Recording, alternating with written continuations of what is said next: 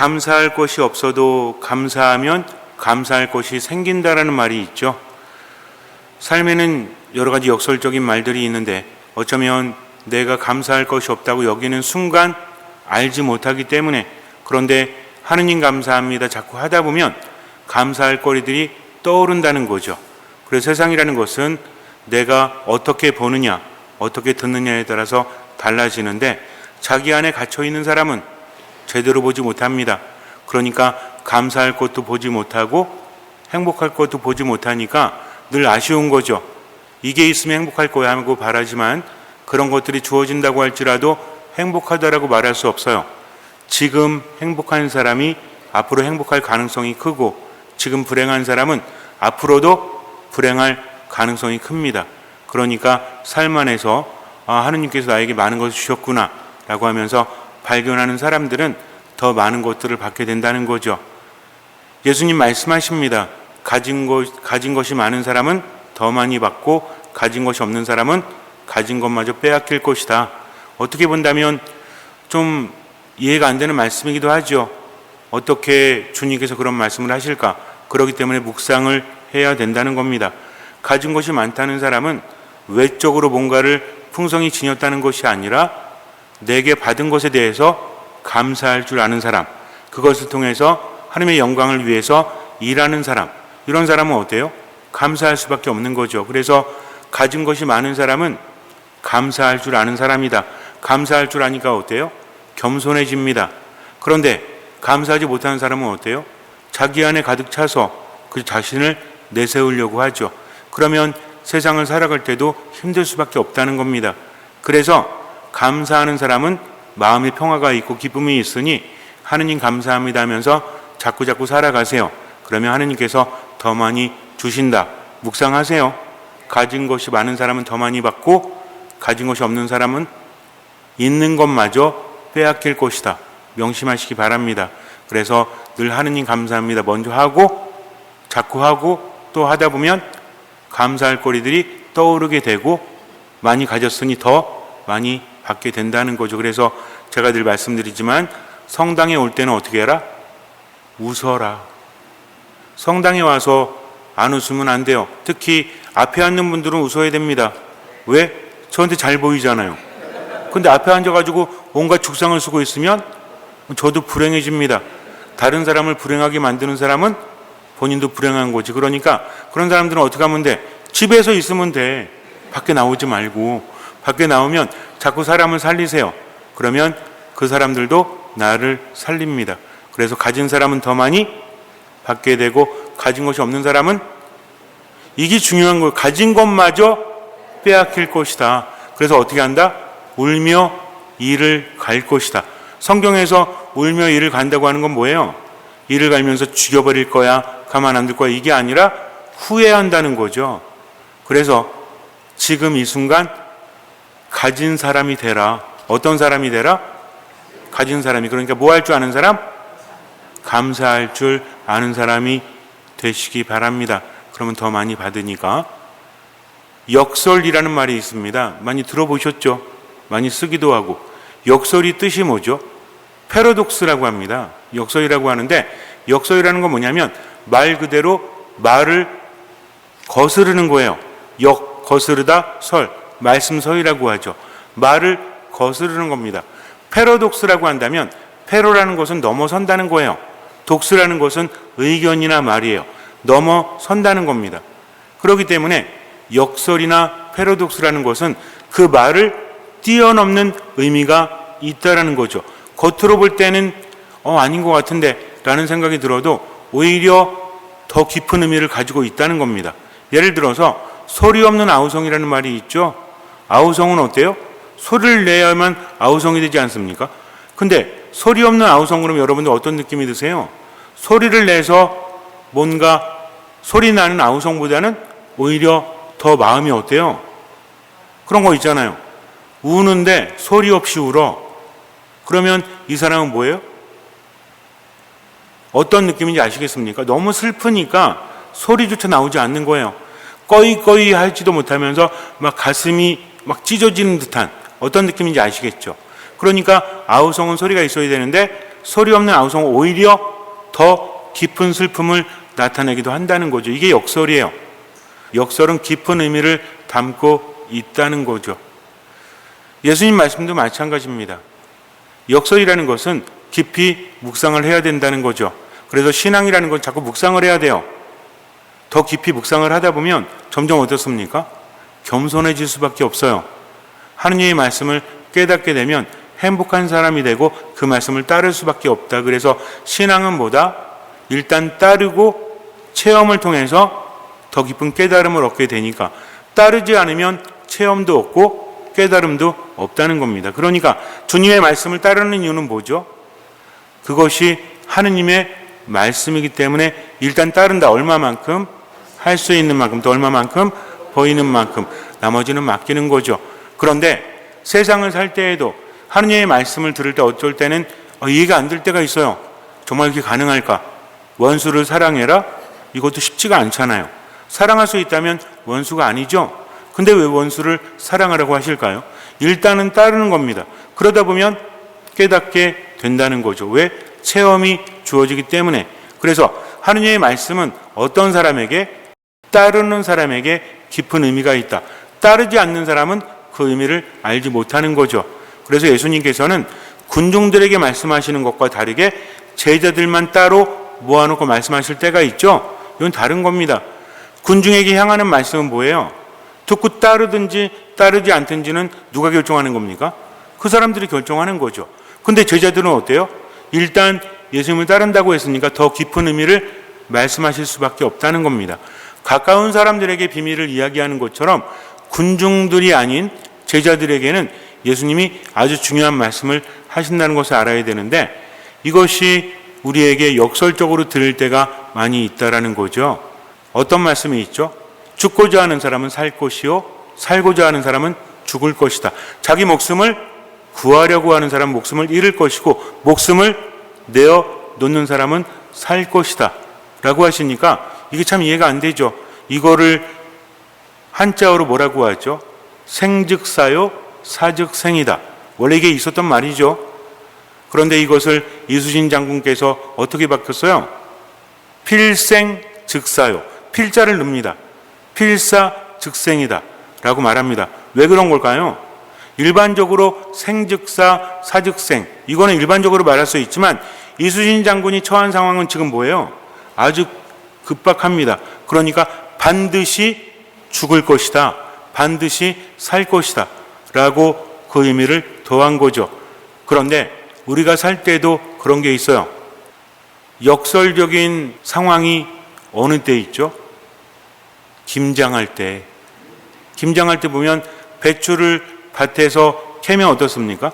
싱싱하고 막 그렇죠? 근데 그냥 내버려두면 어떻게 되죠? 썩고 죽죠.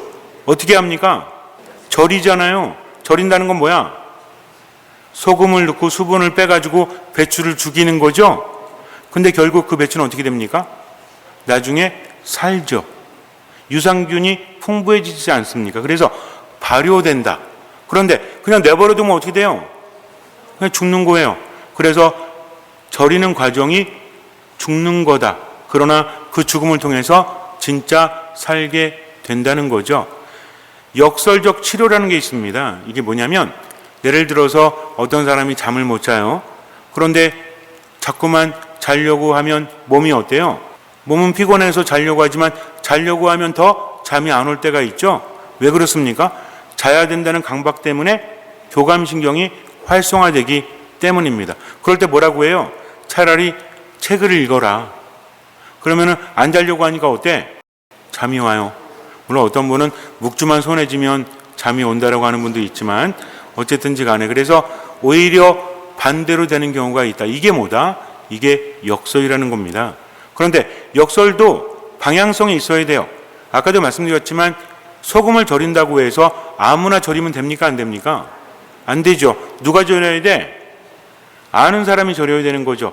제가 예전에 어렸을 때 초등학생 때 어떤 생각을 했냐면 우유를 먹잖아요. 우유. 그때는 우유를 신청해서 먹었거든요.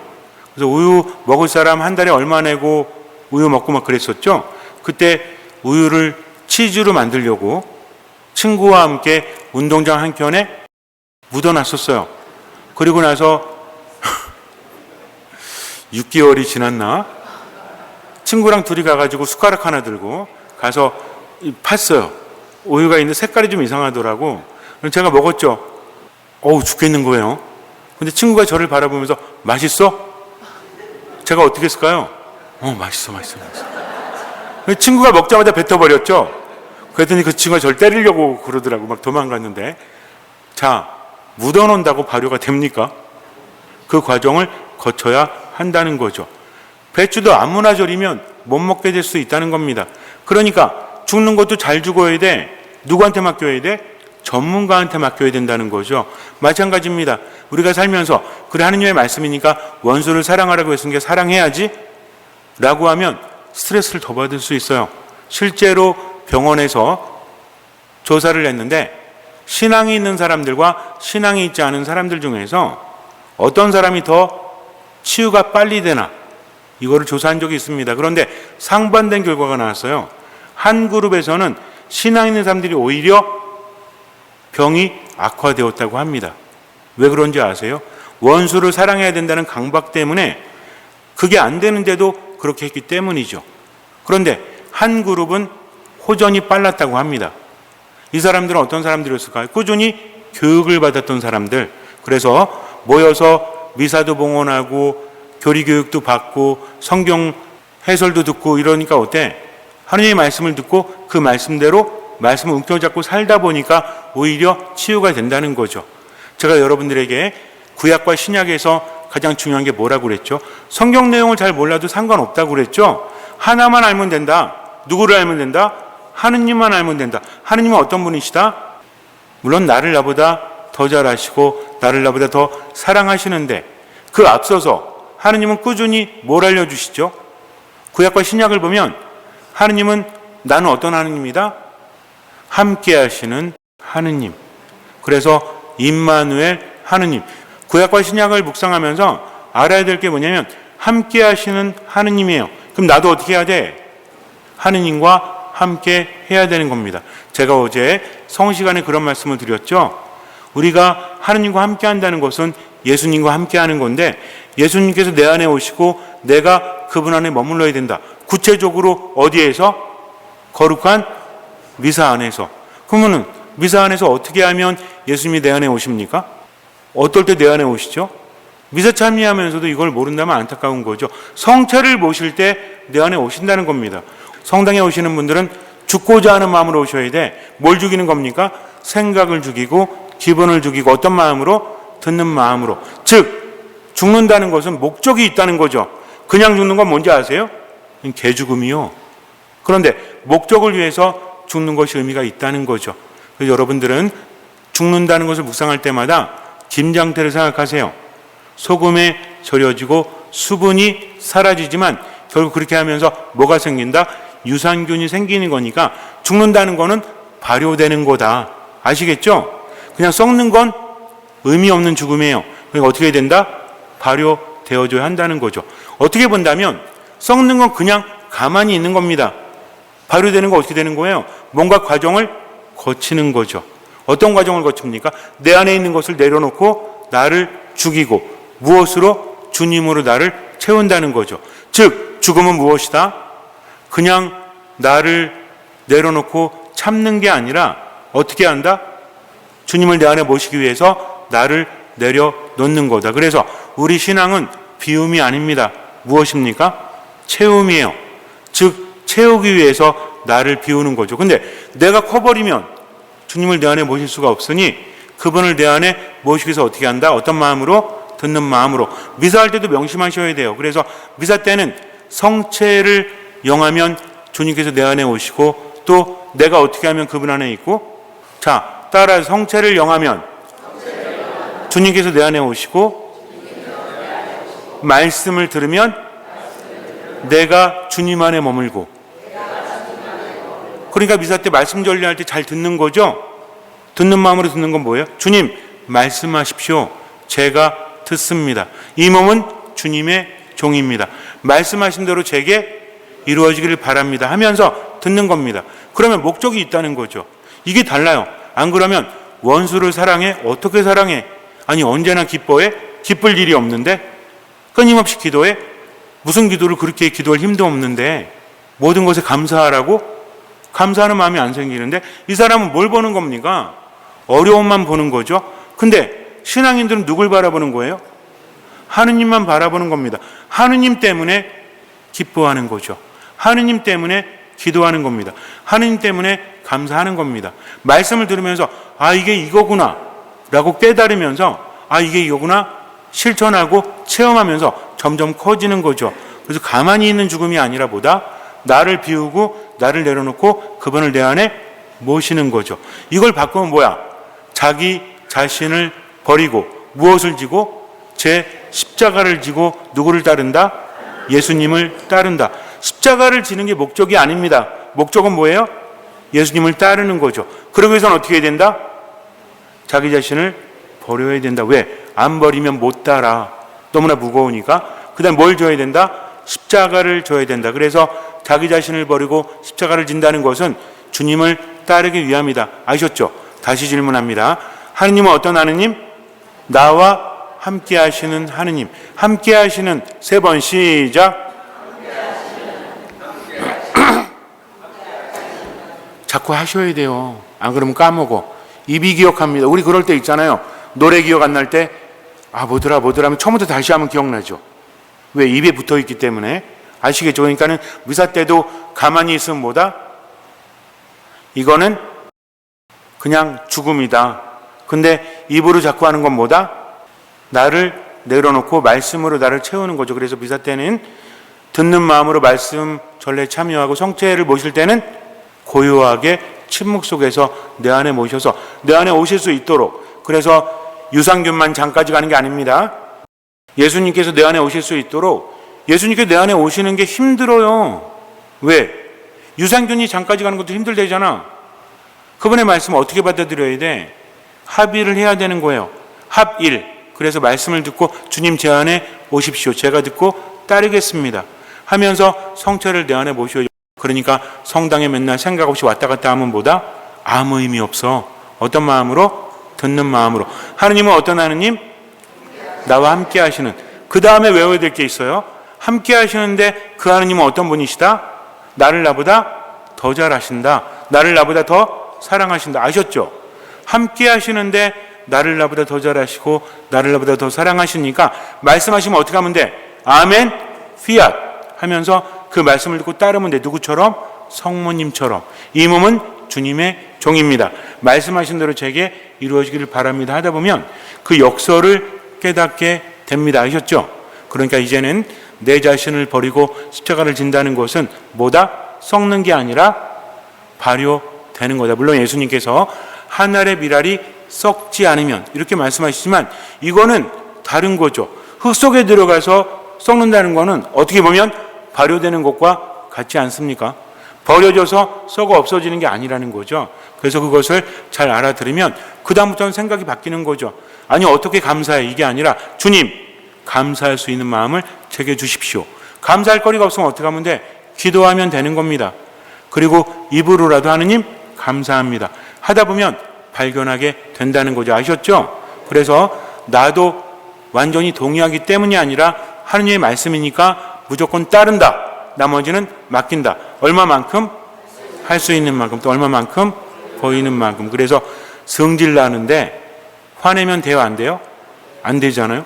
그래서 주님 제가 너무나 화가 납니다. 성부와 성자와 성령의 이름으로 아멘. 그랬는데 화가 나. 그럼 어떻게 하면 돼? 화내면 돼. 그렇다고 해서 집안에 있는 거 다 때려부시고 막 삿대질하면서 공격하라는 얘기가 아니라 중요한 건 내 말을 전달하는 거죠. 그래서 즉각적으로 화를 내는 것보다 기도하고 화를 내는 게 훨씬 더 이루어요.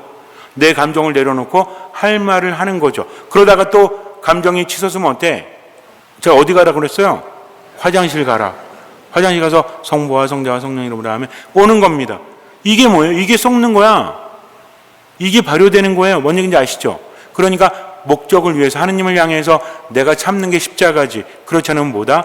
짐이 되고 썩는 거다. 구분합니다. 하느님을 생각하면서 하느님께 기도하면서 그분의 뜻대로 듣는 마음이 있으면서 노력한다면 이건 뭐예요? 십자가를 지고 발효되는 거죠. 근데 그냥 내 성질대로 성질나면 성질내고 짜증나면 짜증내고 우울하면 우울해하고 이건 뭐야?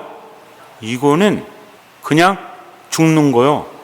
그냥 썩는 거요. 아무 의미 없다는 거죠. 그래서 우리는 왜 죽어야 됩니까? 예수님 말씀하시잖아요.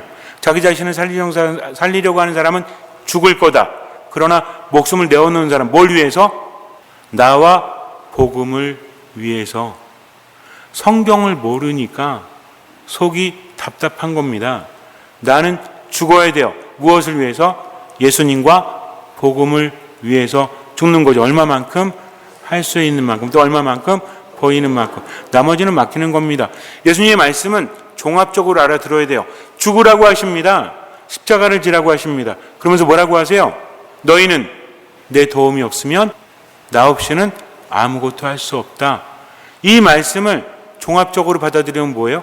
그래, 그러면 주님의 말씀대로 나는 얼마만큼 할 수 있는 만큼, 또 얼마만큼 보이는 만큼만 죽고 나머지는 주님께 맡겨야지. 즉 죽는 것도 사는 것도 주님과 연결이 되어 있으니 스트레스가 적어질 수밖에 없다는 거죠. 그래서 신앙이 강박이 되면 안 돼요. 신앙은 어떻게 해야 돼요? 하느님을 바라보면서 그분께로부터 힘을 얻어야 된다. 아셨죠? 그러니까 어떤 마음으로? 듣는 마음으로 하느님과 함께 해야 됩니다. 그래서 예수님의 이 말씀을 잘 알아들어야 되는데 마태복음 16장에서 제자들에게 말씀하셨다. 누구에게 말씀하셨다? 제자들에게 말씀하셨다. 성경 묵상하실 때는요, 구분하시면 좋아요. 군중에게 말씀하셨다. 제자들에게 말씀하셨다. 바리사이와 율법학자들에게 말씀하셨다. 이걸 구분하시면 좋아요. 아셨죠? 성경 읽을 때 누구에게 말씀하셨는지 그냥 대충 알기 때문에 훑어보지 말고, 그래서 이게 중요한 게 뭐냐면 어디서 돈 주는 사람들은요, 성당에 이렇게 돈 놓잖아요. 100원짜리 이렇게 놓으면 어떤 사람이 줬는지 아세요? 땅만 보고 있는 사람? 아니에요. 새로운 사람이 줍는 경우가 많아. 익숙한 사람은 맨날 보는 것만 보죠. 성당에서 뭐가 바뀌었는지도 몰라. 근데 새로운 사람은 성당 구경도 하고 여기저기 보니까 돈 떨어졌네? 이럽니다. 즉 처음처럼. 뭐처럼? 소주 말고 처음처럼. 주님을 볼 때도 새로운 마음, 성당에 올 때도 다 아는 것처럼 하지 말고 처음처럼 어떤 마음으로? 듣는 마음으로. 그래서 성경을 묵상할 때도요, 자세히 보세요. 누구에게 말씀하셨다? 제자들에게 말씀하셨다. 누구든지 내 뒤를 따라오려면 자신을 버리고 제 십자가를 지고 나를 따라야 한다. 마태복음 16장에서 말씀을 하시는데 이 전에 어떤 상황이 된지를 알아야 돼요. 그때 누구에게? 제자들에게 말씀하셨는데 그 전 상황이 어떤지 아세요? 예수님께서 제자들에게 말씀하십니다. 사람들이 나를 누구라고 하느냐? 그랬더니 베드로 사도가 살아계신 하느님의 아드님 그리스도이십니다. 그랬더니 예수님 뭐라고 하세요? 시몬 바르 요나야. 바르가 뭐라고 그랬죠? 아들. 요한의 아들 시몬아, 너는 참으로 행복하다. 왜? 살과 피가 아니라 하늘에 계신 아버지께서 너에게 알려주셨기 때문이다. 듣는 마음이 있는 거죠. 그렇기 때문에 행복한 겁니다. 우리도 마찬가지. 언제 행복하다? 겸손할 때, 순명할 때. 어떤 마음이 있을 때? 듣는 마음이 있을 때. 하나님의 뜻대로, 내 뜻이 아니라 하나님의 뜻대로 지금은 살아갈 때 할 수 있는 만큼, 보이는 만큼 부담 갖지 마세요. 그러니까 베드로가 기분이 좋아졌죠. 베드로는 반석에 예수님께서 교회를 세우십니다. 죽음의 힘도 누르지 못할 거다. 엄청난 사건이 있었던 겁니다, 지금. 그리고 나서 예수님께서 뭐라고 하세요? 죽음의 힘도 누르지 못할 거다 라고 교회를 세운 다음에 말씀하시죠. 뭘? 예수님의 순환과 죽음에 대해서. 이 흐름을 잘 알아야 돼요. 이제 사람의 아들은 고난을 받고 죽었다가 사흘 만에 다시 부활할 거다. 그때 베드로가 뭐라고 합니까? 안 됩니다. 절대로 그런 일은 일어나지 않을 것입니다. 이번엔 반대였죠? 이번에는 자기 뜻을 말한 거야. 근데 예수님 뭐라고 하세요? 역시 베드로뿐이 없다. 내가 죽는다고 하니까 나서가지고 그런 일이 없다라고 하네? 라고 하십니까? 사탄아, 내게서 물러가라. 너는 내게 있어 장애물이다. 너는 어떤 것만 생각한다? 하느님의 일은 생각하지 않고 뭐만 생각한다? 하느님의 일은 생각하지 않고 누구의 일만? 사람의 일만 생각하는구나. 이겁니다. 신앙은 뭐다? 하느님의 일을 생각하는 거다. 내 뜻이 아니라 누구의 뜻대로? 하느님의 뜻대로. 그러니까 살려고 하는 게 아니라 하느님과 복음을 위해서 죽으려고 하는 게 이게 뭐다? 이게 신앙입니다. 나를 내세우면 절대 안 돼요. 나를 낮춰야 됩니다. 하느님 안에 녹아야 합니다. 그래야 하느님 안에 머물 수 있으니. 인간적으로는 재미없을 수도 있죠. 그렇잖아요. 성당에 나오면서 날 좀 내세워야 좀 재밌지, 좀 신나지. 근데요, 그거는 얼마 못 가. 하느님 안에서 나를 내려놓으니 어때요? 내가 하느님 안에 있고 하느님께서 내 안에 계신다. 미사할 때마다 말씀을 듣고 성체를 모시고 이러면서 어떻게 됩니까? 점점 마음속에 행복이 커지는 거죠. 평화가 커지는 거죠. 왜? 하느님께서 나와 함께 하시기 때문에. 벌써 대답이 나오잖아요. 그 하나님이 어떤 하나님이시다? 나를 나보다 더 잘하시고 나를 나보다 더 사랑하시니까. 무슨 말인지 아시겠죠? 그 다음에 예수님께서 말씀하시는 겁니다. 누구든지 내 뒤를 따라오려면 자신을 버리고 제 십자가를 지고 나를 따라야 한다. 이 말씀 전에 어떤 일이 있었는지 오늘 아셨죠? 그러니까 하느님을 따르기 위해서는 자기 자신을 버려야 된다. 그리고 십자가를 지고 예수님을 따라야 된다. 뭡니까? 뭐를 생각하고 뭐를 생각하지 않는 것?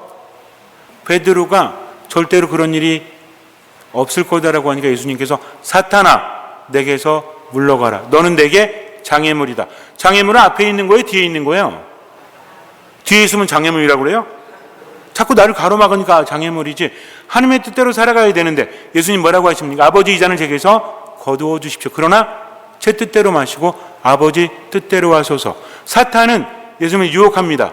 아버지 뜻대로 하지 못하도록. 누구의 뜻대로 하도록? 사람의 뜻대로 하도록. 그러니까 사탄은 어떤 존재다? 우리로 하여금 아버지 뜻대로 살아가지 못하도록, 그러면서 자기 자신 안에 갇혀 있도록. 예수님 뭐라고 하셨어요? 우리에게 하신 말씀들이 있잖아요. 성경을 통해서, 교회 가르침을 통해서 겸손해라, 순명해라, 사랑해라, 그리고 베풀어라, 이런 말씀하셨죠. 근데 듣고도 안 해. 이건 뭐야? 결국 어떤 핑계를 내든 누구의 일을 하는 겁니까? 사람의 일을 하는 거잖아요. 그래서 중요한 건 뭐다? 하느님을 어떻게 생각하는지. 하느님은 나보다 크신 분, 나는 하느님을 따라가는 거죠. 내가 하느님을 이끄는 게 아닙니다. 그러니까 하느님의 뜻대로 살아간다는 것은 어디에서? 그분의 뒤에서 나아가는 거죠. 예수님이 어떻게 가셨죠?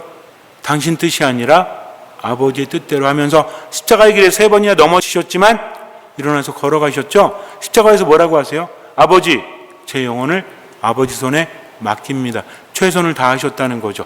자, 그렇다면 사탄은 뭡니까? 장애물이죠. 장애물은 뭐 생각하는 거야?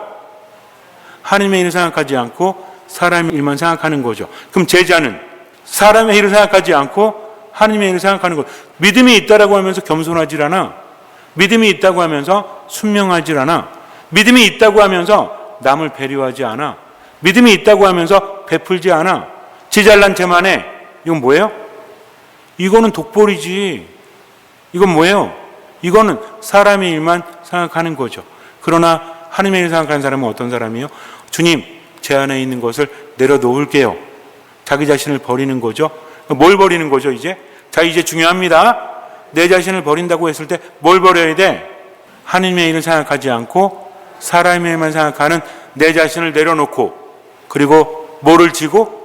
십자가를 지고. 십자가를 진다는 건 뭐예요? 하느님의 일은 하느님의 뜻, 사람의 일은 사람의 뜻. 두 개가 서로 반대됐을 때 무엇을 따르느냐? 내 자신을 버린다는 건 뭡니까?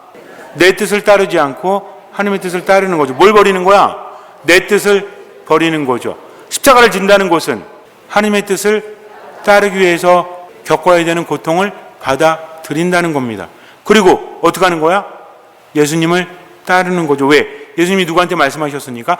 제자들에게 말씀하셨기 때문입니다.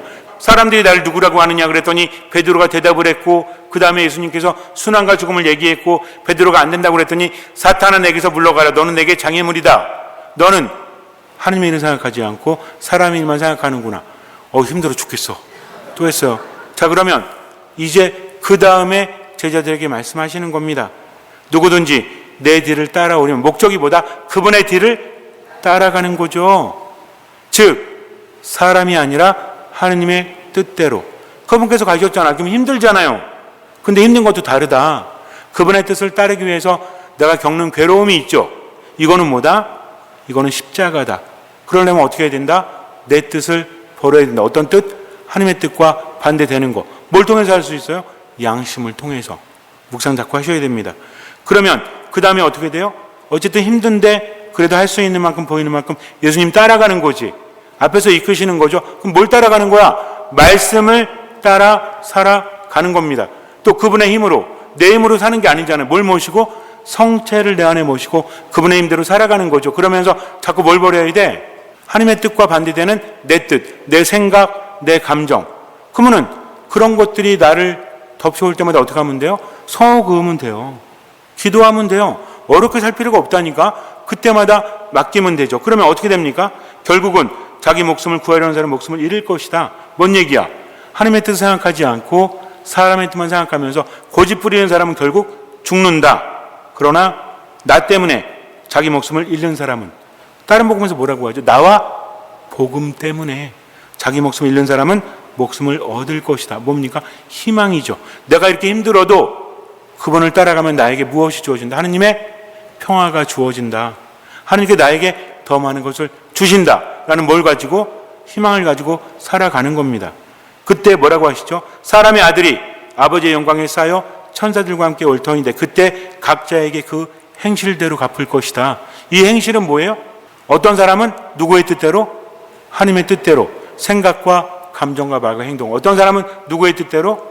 사람의 뜻대로. 그럼 행실이 달라지겠죠. 그럼 어떻게 됩니까? 그대로 갚아줄 거다. 그러니까 어떻게 살아야 돼요? 하나님의 뜻대로 얼마만큼? 할 수 있는 만큼, 또 얼마만큼? 보이는 만큼. 누구를 버리고? 나를 버리고 사람의 뜻을 버리고 뭘 지고? 십자가를 지고. 십자가를 진다는 건 뭐예요? 하나님의 뜻을 따르기 위한 각오죠. 그리고 누굴 따라간다? 예수님. 예수님을 따라간다는 건 뭐예요? 무엇을 따라서? 말씀을 따라서. 왜? 말씀은 태초부터 계셨죠. 말씀은 하느님이셨죠. 말씀이 사람이 되시어 우리에게 오신 분이 누굽니까? 예수 그리스도라는 거. 어렵지 않습니다. 오늘 하루 우리가 묵상해야 될 건 내 고집 부리다가 썩으면 이거 아무것도 아니다. 어떻게 되겠다? 발효되어져야 되겠다. 발효가 된다는 건 뭐죠? 전문가에게 맡기는 거잖아요. 제가 말씀드렸잖아. 제가 우유 땅에다 심었더니 뭐가 됐다? 치즈가 아니라 썩었다. 그러니까 마음대로 하는 게 아니라 주님의 말씀대로 그분께 맡기고 살아가는 겁니다. 그러니까 혼자 힘들게 스트레스 받지 말고 그때마다 뭐 하면 돼? 성호 그으면서 주님 제가 화가 납니다. 이 말 한마디 하면 바뀌어요. 주님 제가 우울합니다.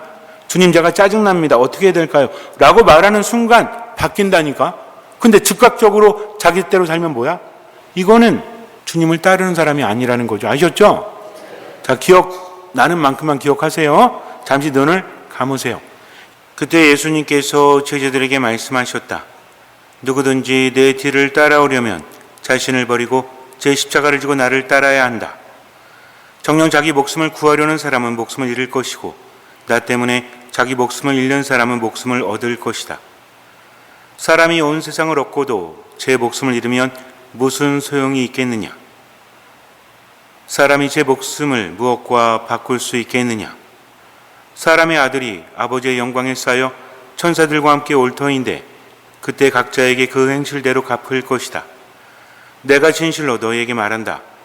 여기에 서 있는 이들 가운데에는 죽기 전에 사람의 아들이 자기 나라에 오는 것을 볼 사람들이 더러 있다.